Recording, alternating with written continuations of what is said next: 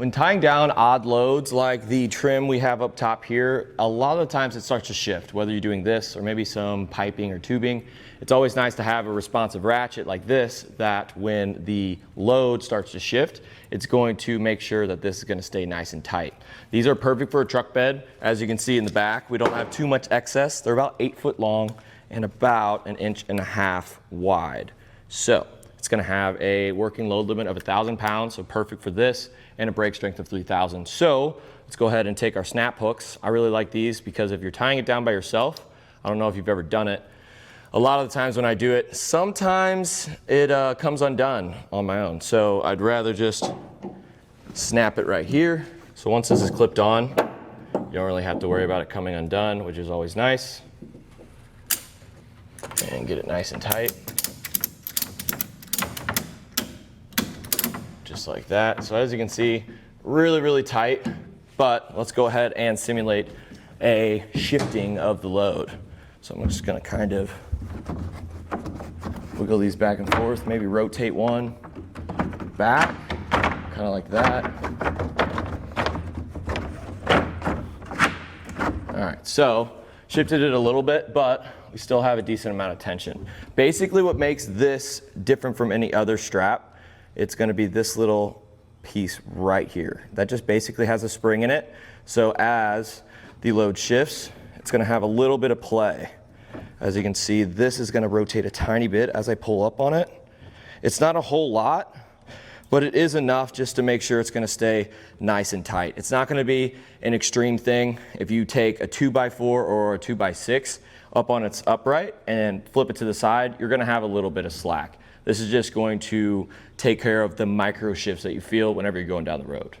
This piece here, you can notice the cool little color. So it is going to be coated and it is going to be more resistant against rust and corrosion over time. So if you do keep the load in the truck or on your trailer, it's not going to rust away. These are pretty much good to stay outside and they'll work throughout the seasons.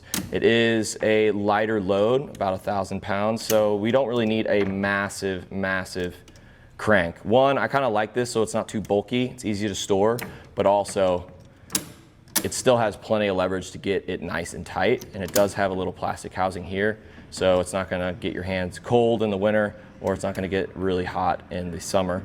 It's just nice and easy gripped and has little channels here, so it's pretty easy to tighten it down and then put it down for hauling. Whether you're just upgrading from the ratchet straps you may have, or you're just going around on the farm, whether you're just hauling lumber like we did on the truck, or just going and hauling some feed buckets, the side-by-side hits a lot of bumps. It's a little bit more of a rough ride since you're not on the road. So having something that is going to respond to the shifts is definitely going to be a plus. These hooks are really great for the tie downs in the bed of your truck just because the loops are kind of thin. But right here, basically from this point up to the top is about 3/4 of an inch, and then the opening is going to be about 3/4 of an inch. So it doesn't really work that well with a cargo carrier. It's not really going to go completely around it, but it will be able to hook into wherever you need it to, but it's not going to snap into place, but it'll still act as if just you're using a standard S or J hook ratchet strap. But one thing it did fit around is the hitch. So the safety chain loops, if you do plan on tying down your generators like me, it does fit around my safety chain loops, and those are usually around the same size. So it's safe to say they're going to work with all of your hitch receivers, and that's just basically for your cargo carrier items you're tying down.